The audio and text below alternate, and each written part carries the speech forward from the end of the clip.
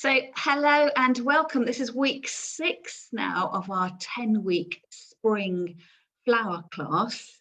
And I'm not quite sure whether today is a flower project or whether it's one of the crafting projects. We have been alternating between flowers and crafts a little bit, but we're going to be making a door wreath. So I think door wreath falls fairly and squarely in the flower arranging camp, although I am going to be making it with craft-related materials. So before we go on to the provisions that I've got with me today, for those of you who are perhaps watching on the recorded video afterwards and didn't sign up for this class, we made these little twiggy grids. This was the simplest grid that we made, and loads of you afterwards told me that Sarah Raven made a very similar grid over on, I don't know if it's her newsletter or over on her YouTube channel, but we did another version of this where we stacked the grids up to make it a little bit more modern, and then something that was a bit more freeform, which I think turned out to be the most popular kind of frame that we did. So it's really handy, and of course you can keep that for as long as you want to, because you can reuse it and reuse it. Over time you may find, if I'm really rough with this, that the fixings may become loose, which is why you should always tighten those bits of bind wire as securely as you can, so it holds as rigidly and as firmly as possible. Now, next week, I've noticed that we're making another door wreath. I don't quite know what I did there, having door wreaths 2 weeks running. There must have been a reason behind it. So I'm just going to show you what we're going to be using for next week, just in case you haven't signed up and you are intrigued as to what we're going to do. So we're going to be making door wreaths, and I keep calling them door wreaths, but in actual fact, because of the materials that I'm going to be using, probably I won't be hanging these on my front door. I quite like putting my door wreaths up indoors. So either hanging them from a door, using one of those over the door hooks, but I've started using them as pictures actually, and putting up command hooks. So I've got a bare, our chimney breast in our dining room hasn't got any pictures on it, no mirror or anything like that, but I've got a series of command hooks. So I like hanging up my door wreaths, but put them on the wall, and that's quite a trendy thing to do at the moment. And if you watch me regularly on my morning Facebook lives, you'll know as well I've got a peg rail in the kitchen, and I quite often hang my decorative items from there. So next week's door wreath, we'll just call it door wreath for simplicity, I'm going to be using a giant polo. So this is a polystyrene wreath base. It's flat bottomed, so it rests on the table. So in fact, you could use next week's project as a table centerpiece. And then it's got a lovely curved edge to it. So this one, I think, was 30 centimeters in diameter. So just be careful if you are buying online that you do understand the size of ring you are buying. There's no problem with making one smaller or one bigger, but you will need more materials if you are making this a little bit bigger. What we're going to be doing is to up the stakes in our design techniques. Is instead of making a complete circle of a door wreath, we're going to cut out a chunk of it and replace that chunk with some pliable twigs that will fill in the complete hole. If you think that's not for you, well, go ahead and we can do exactly the same with the decorations I'll be showing you, but you can make it on a complete hole. And if you're thinking, well, actually, I don't want to buy one of these polystyrene bases, it may be that you might have a flower foam wreath base already, but perhaps either it's never been used before, you could use that, or perhaps it's one that's dried out and you're thinking, oh, I don't want to throw that away, that you could use one of those as well. So don't feel you've got to go out and buy something brand new. You can adapt what you've already got at home. And then for covering it, I've suggested that you use some Hessian ribbon. Now, when I've come to look through my materials, I remember that I gave away all my Hessian ribbon when I was having my last of decluttering. I'd taken off loads of ribbon from a Christmas garland and I didn't want it, so I passed it on. And then I also have Hessian I bought by the meter, and I thought I could cut that up and make ribbon to bind around my wreath. And I think I gave that away as well. So I might just use a ribbon, a different ribbon I've got to hand, but if I have got that Hessian fabric, or perhaps a duller fabric, I might use that and cut it up rather than going out and buying something brand new. So basically what we need is something to cover up the base. It's white, it's bright. You can see the individual little bobbles that made up the wreath form. I just want to cover it with something to get rid of that in order that I can use the base and sort of cover it up. You know, it's the fabric equivalent of giving it a coat of paint. And then to make my decorations, I'm going to be pinning leaves on it. I might even, if I've got some bulbs, and they may well be spent bulbs, so perhaps my hyacinths that have already flowered, or some of my snowdrops that have already flowered, I could pin some of those on as well. So it's going to be a modern take on a door wreath, with this contemporary element, the cutout element, if you fancy doing that.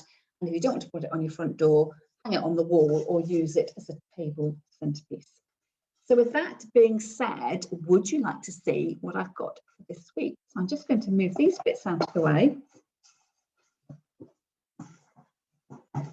and show you what I've got for this week. So this week I am making my wreath on one of these flat wreath frames, which if you've ever made a Christmas door wreath before, you will recognise. So I'm looking out of my kitchen window behind the laptop at the moment. I've still got my Christmas door wreath and it's still going strong with its evergreens. So if I was minded to, I could have cut all those greens off and used the base that's at the bottom. If you don't have one of these, well, why not cut yourself out a template, either from a cereal box, or if you're like me, you're having loads of online deliveries at the moment. Those sturdy brown boxes, everything gets delivered in. You could cut yourself out a wreath frame, a disc of a circular disc, and size it to whatever size you want. And I would just say don't go too big.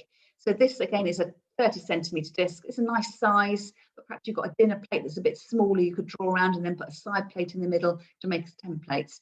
So again, the bigger your wreath, the more materials you'll need. And if you're doing the cardboard mock-up, it will be a tiny bit structurally insecure if you go a little bit too big. And there's one item that I didn't tell you to bring with you today because I didn't want to spoil the surprise, but I'm sure you've all got one of these at home. In fact, with the pandemic, it may be that you filled your loft up with these, and they are not. It's not bags of pasta I'm talking about. It is toilet roll. So we want to transform our flat wreath base and give it a nice profile, and I'm going to do that with some toilet roll. I've then got some raffia I'm going to use, and I keep my raffia in a little bag because it gets really, really messy. And the raffia always seems to split and can get a bit tangly. So we're going to tame our raffia. And if you don't fancy using raffia, you could be using chunky wool, or you could be using garden string. And actually, I came across this string in my cupboard, which came from my mum and dad's house. I don't know why they would have wanted string this thick. So I might use some of that. It could be the normal garden twine. And then in terms of decoration, I have got some Easter eggs. I've got some of my spring themed gingham ribbons. I've got a little bit of wool as well. So we'll have to see how we feel about that. And if I want to add in some fresh flowers, because we do like throwing in some flowers, even if we're doing a craft-based project, I thought I would suspend one of my glass test tubes onto my wreath like that. So just getting a bit of a floral element. So we've used tubes before when we did our mixed media canvases. We had a little tube on there. I added a tube onto my Valentine's sign as well. So if you did buy any in, you can use them for this project as well. And in fact, that's a glass test tube I've had for ages. I've also got a super large test tube as well. And I can remember many years ago, I bought a set of 4 test tubes when I was in Holland as a floristry student, and they've been wrapped up in tissue paper for about 15 years. And I finally gave them away when I was having a declutter earlier on in lockdown. And I suddenly thought, wouldn't these have been great if I hadn't given them away? But then I remembered that somebody gifted me a free vase, and it was a metal rack with individual test tubes in it. So I have taken one of those test tubes out, and I might hang a super deluxe size test tube into my wreath. If you haven't got a test tube, it doesn't matter, because the wreath is going to be pretty enough on its own. So you don't need to add in any flowers. And if you want to, it doesn't have to be in a test tube. It could be a silk flower that you want to add, or it may be that if you're putting a woolly element anywhere in your wreath, you might want to make a pom-pom and glue that on and make that your flower. Or you might want to be really creative and try and make a sort of loose, shaggy pom-pom-esque flower using your raffia. So with that, my materials introduced, I am going to change the camera over, so I'll shuffle around a little bit, and I'll give you an overhead view and be able to see more clearly what I'm doing. I should say as well, over on the side, I've also got a hot glue gun. Part of that is down to convenience and speed as I demonstrate, but also because I think my raffia might be a bit tricky, I'm going to need to sort of keep it under control. And I just find the hot glue gun is a really good way of doing that. But if you don't have a hot glue gun, you'll be fine. It just take you a little bit more care and attention as you do your winding and wrapping and making sure you tie off your materials, because you won't be able to wrap in one continuous go. But with the glue gun, it just makes it a bit easier because I can be gluing my beginnings and ends of my wrappings onto the back of my wreath. So bear with me a moment as I shuffle around, and then we will come back in with the overhead view, and I'll show you what I'm going to do with my loo roll. I'm sure that the first question you've got for me is, Julie, why have you got a load of loo roll here? Well, this is a very flat frame, and you can imagine that if I wanted to wrap it with my raffia or my wool, it's going to be quite tricky to do because it's so flat and it's just not very substantial. So I'm going to use a tissue paper as a way of covering up these holes in the wreath frame, also giving it a bit of shape and profile so that my finished wreath isn't as flat as a pancake, it's slightly raised. So this will be up to you whether you just want to get minimal coverage on, or whether you want to add lots of toilet paper, perhaps I should call it toilet tissue if we're going to be posh, to get more of a raised profile here. So you'll see that if you do pull too tight, the your paper will rip a little bit, and you will find this much easier to do than me because I'm having to keep it all low and level for the camera. And again, it's not a competition to see whether you can wrap all in one go. If you feel you need to rip the paper off and give it a dab of hot glue, go ahead and do that. So I'm going to spin all around. So I probably, just for demonstration purpose, will keep mine quite flat. But if you wanted to go round again, you need to go around twice, 2 or 3 times. If you wanted to build up the shape a little bit more, or what you could also do, I've ripped that off, is you could, if you wanted to build up the shape, you could reel yourself off some of the roll and scrunch it up and put it on the top of your wreath frame and then go back over with it. So should we do that and just have a little look at that? So at this stage, I think I might, for ease, have to do a little bit of dab of glue, otherwise I'm going to have fingers and thumbs all over the place. But I reckon that if you're doing this on your kitchen table being filmed, that you probably won't need to use your glue to do that. I've just glued that on and then pulled too hard so it's ripped again. So round and round, round and round. I'm going to have to do this in shorter pieces. So getting a nice bit of sort of raised profile at the top. So you can see there, if I hold it up, it's just a slightly bouncier, so compared to the very flat bit of the no.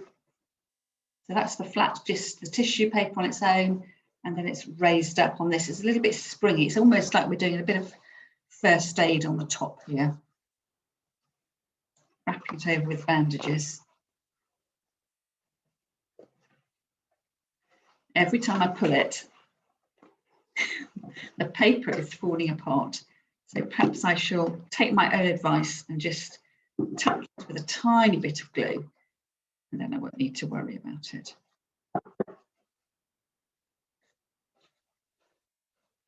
I'm just going to glue that end on there so it doesn't keep flapping over, and then go round. So keeping my extra piece of tissue paper on the top. And it could be, you know, perhaps you've got packing paper from all these online deliveries. You might want to wrap over with the packing paper, or for the crunchy raised layer, use your packing paper, or you might have some bubble wrap that you want to use. It's just something to fill in the gaps, number one, because it'll be easier to give a really crisp finish with your raffia. But if you want to raise the profile up, you can do that. So I am going to, just for completeness, go all the way around, and then you can see what the difference is between having the raised section and the lower section.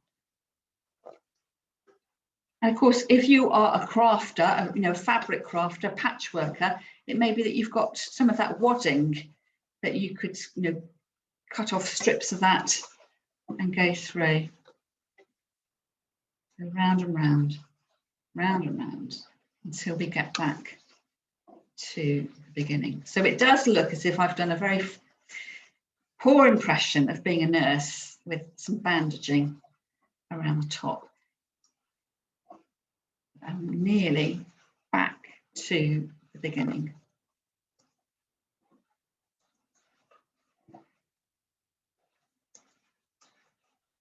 And if you wanted to go round again and, you know, tuck in those loose edges, entirely up to you. So I'm going to add a dab of glue at the back just to hold it in place. But that is what I've ended up with. Glue with my finger now. That is the bit at the top that's just a single layer of the toilet roll. And then that is the bit at the bottom here is where I added in the extra toilet paper to give it a bit more of a raised profile. I don't know whether you can tell from the way it's sitting on the table, that is definitely sitting flat, and I can see the bounce on that end up there. So now it's covered, you can think about wrapping with your raffia. And this again is a very easy motion of wrapping over. You can well imagine what I'm going to do. The trickiness comes in is the raffia is quite brittle and splits. That's part of the reason why I've covered up in a base coat, because if I end up with gaps, we'll see the white of the toilet tissue. I won't be seeing the actual physical hole in the frame, and I won't be seeing the metalwork in the frame. And the other issue as well is my pieces of raffia are set pieces long, and possibly I might get in a tangle. So let's see what we can do. So this is my raffia. It's like a huge pony's tail, and it's attached at one end. I bought mine on a long length like this, and it comes tied up at one end, and I've actually put a rubber band on there to keep it together. And what I do is I either hang this up or I keep it in a bag, and I hold on to this piece here. And when I want to take pieces of raffia out, I take, you know, a small handful and I pull gently and release it. Whoops. And then I can sort of pull that off to the side, which means the rest of the raffia holds together, and that's why I've got the elastic band on it. So the elastic band can ping back into position, tightens everything up. And if I was to take lots and lots of this, you know, by the end of today's project, I would need to do another circle around that of the elastic band to hold everything together. I have started off with, you know, how many strands have I got there? 8 or 9 strands, I haven't counted them. I could tie these in a knot if I wasn't using my glue gun, or I could glue them in place. So let's tie them in a knot and anchor them. So I'm tying this at the back. So every time I wrap around and every time I do a join, I'm going to do it at the back and then work my way round. And you can see straight away there's bits falling off, there's gaps, but I can very, you know, carefully, like all these projects, you go slowly and you go carefully. So this here is about thumb widths of raffia there. I just make sure I'm butting them up. I'm not going, you know, I'm not randomly going around. I'm going around with a degree of care to make sure everything is butted up together. And I start to wrap like that. Now, maybe that you think, oh, I can't be bothered with this. I want a cleaner look. That's where your chunky wool would come in. You could use your double knitting wool, but you would have, I would say probably it'd take you a long time wrapping in single strands of double knitting. That you might want to reel yourself off several strands and work together. And you'll notice that even though this isn't splitting, that you start to sort of get these tufty bits that come up. I'm going to leave them there. And when I come to the end, I will then decide whether I want to hot glue them down, whether I want to try and tuck them under, or whether I want to give it a haircut. But I don't do that as I go along. I think if you start trimming and cutting, you start to destroy your project rather than create your project. So at the end there, so I could either choose to knot on another section of the raffia, or I could hot glue it on, or I could try and tie it off at the back. The choice is yours. I'm probably going to just hot glue it on and then use the back of my scissors just to hold that in place. So while that's gluing, I'm going to get my next bit of raffia ready. This is quite messy on the kitchen floor next to me, that it's shedding all over the place. So again, I'm holding on tight to the bunch, getting a manageable hand. It's like going through someone's knotty hair. That one came out quite easily. Wiggle my way down. And that has dried now. Perhaps this time I could try gluing on to start or tying on to start, whatever you think is the easiest thing to do. But I would make sure that you do all your fixings on the same side. So for ease, I'm rolling over. And I'm going to make sure that I'm always working from the front. Oops, getting in a tangle. Right, let's start again. There we go. And it may take a moment if you're using the hot glue for it to dry. So again, don't feel you've got to rush and do this, you know, in one go. You need to pause where your glue dries. Do pause. Now, if anything, I don't know if you noticed, but I've got two different colours of raffia in my bag. I've got a pink as well, quite a deep fuchsia pink. So you don't have to keep your materials all the same. This might be a really good way of using up your odds and ends. You know, have you got a stash of the natural raffia? Have you got some brown? Have you got some green? And you could intersperse all the colours together. So it's quite a nice way of using up any spare materials that you've got. So I am probably, in terms of the raffia and in terms of the demonstration, going to leave my wrapping there because you don't want me to watch me going all the way around. So I will show you how I will think about decorating and substituting in another material as well. So I'm doing a dab of glue on the back there, holding that in place. Scissors are really good for doing this, or if you've got a silicone spatula, that's quite good to do that as well. And it's at this stage when I would come in, and the lightest of haircuts, really, just the absolute shaggiest bits. It's one of those things where you're working with raffia, you're embracing what the material is, and whatever you do, just make sure it's just the shaggy bits you're cutting off. You're not actually accidentally cutting through your loops, because everything will start to fall apart. And I would go just embrace the material. So the raffia is never going to be super smooth. If that doesn't suit your character and you want to have a really crisp, polished finish, in which case you might find something like the string works better because it's much, much neater. And in fact, you might think, well, I've only got that much raffia.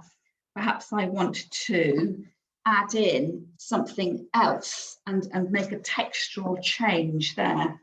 So I could, for instance, go in with my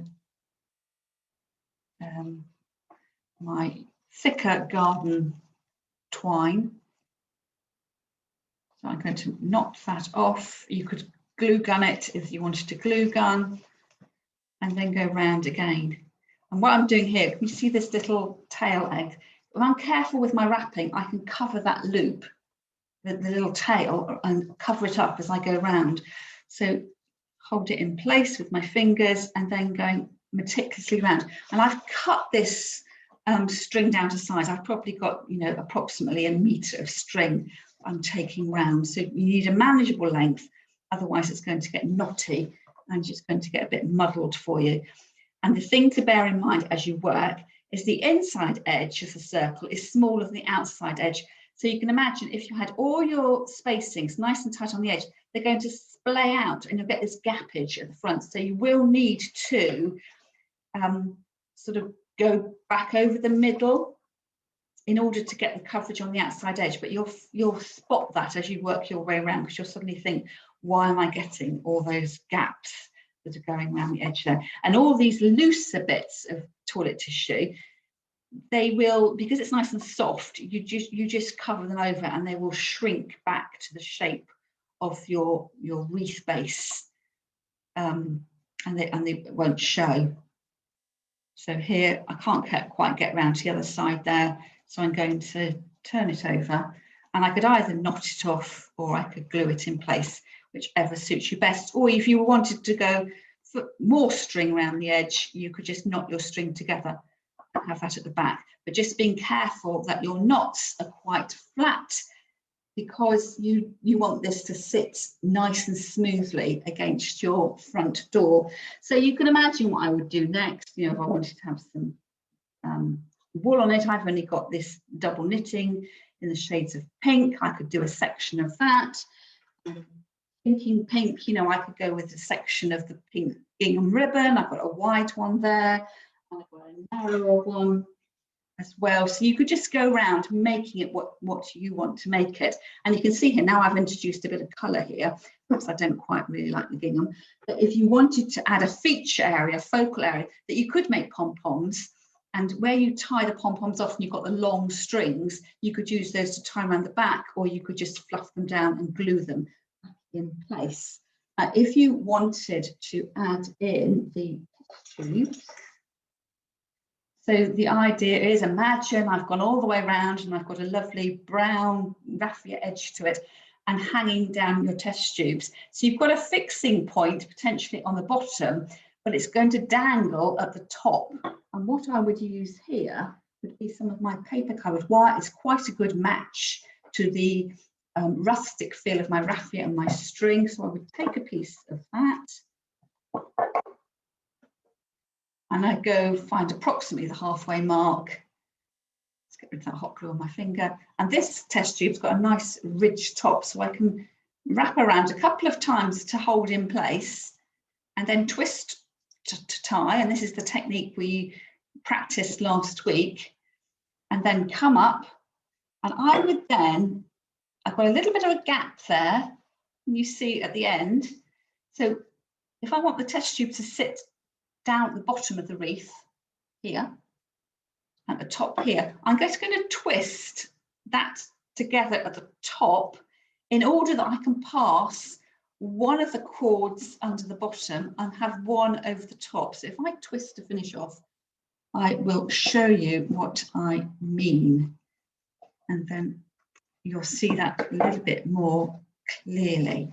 So it dangles in front, and I lock it here just so otherwise it doesn't move around. If you just went straight up and tied it off here, it would have the potential to slip all the way around, but that is now locked into that position. So because it is locked, you just need to make sure if you are doing a decorative trim or you're adding in different materials, that you've actually got the test tube for your flowers where you actually want it to be. And if you felt that you needed more security down here, if you felt it was wobbly, I think it's not too bad, because once that's hanging up, it's going to be like a pendulum. It's just going to sit.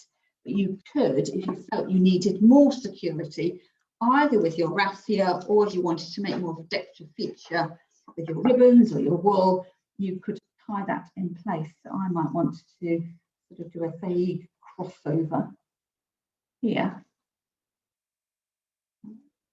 like that, and then roll that over the back. And again, the beauty of this binding wire is you can twist tie it to secure, cut off the loose ends, and then roll them down or bury them. You don't want those cut ends scratching you or your walls, and I should be able to just hide that back down inside the raffia like that. So you can imagine once I've finished, that would look very pretty with a flower in it. And I have over behind me, I think everything's very pale today, but I will put a photograph in when I send out the video. You can imagine with water in my vase that I've then got something really pretty and delicate using quite simple skills, but it's just taking the look up a bit. Looking at my screen, that looks really, really pale. I'm not entirely sure you can see it, but I will adjust the camera angle in a moment and hold it up against me, and it will show up a little bit more. So I will swap cameras now and come back to you face to face and see what questions you have got. So just bear with me a moment. I'm going to turn this one. So conscious that I'm working on a bleached kitchen table with white toilet paper, toilet tissue, pale raffia and string, and then of course I put a white narcissi in as my flower, that you probably may not, well, you might not have been able to see everything that I was doing. So this is part complete. I would need to imagine I've gone all the way round with my wrapping, and I will do that. So when you're watching the recorded video later, I will send out a photograph of that with it fully bound round so you can see. And then I've chosen a white narcissi as well, so you can't really see that against the background, but you can definitely see the idea behind the wreath. And it's just a really simple wrapping technique, but just taken up a level really, because it's got this simplicity of the single flower. So it's creating a very glamorous bud vase. And I can imagine that, if you had a sheltered porch, you could hang that on your front porch, or from a peg rail, or putting command hooks up and having a little fastening at the top, so you can hang that on the top. So I am going to sign off now for our recorded viewers. So I hope you've enjoyed that project. And I should say as well that I love seeing your photographs of your completed work. So you must have to, but it'd be lovely if you are on Facebook to post them into my group, Flower Start World, so we can compare notes. I know not everybody's on Facebook, but I do enjoy it when you do email me your photographs so I can see how you've interpreted these particular projects.